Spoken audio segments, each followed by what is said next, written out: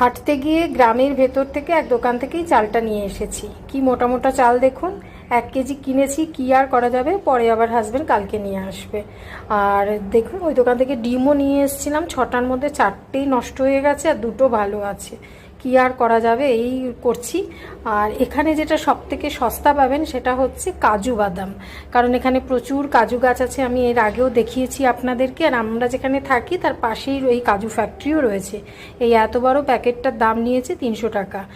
তারপরে প্রতিদিন খাওয়ার শুরুতে আমরা একটু গাওয়া ঘি খাওয়া ভালো, ঘি কিন্তু খুবই উপকারী। এখন তো আমরা শরীর স্বাস্থ্য সচেতন হতে গিয়ে এসব খাওয়া ভুলেই গেছি, কিন্তু প্রতিদিনের পাতে অল্প একটু ঘি খেলে কিছুই অসুবিধা হয় না। রান্নাবান্না যথারীতি চলছে এখানে, জানেন তো। আবার ওই সানরাইজের মশলাও পাওয়া যায় না, আমরা সব বাড়ি থেকে আসার সময় এগুলো নিয়ে আসি।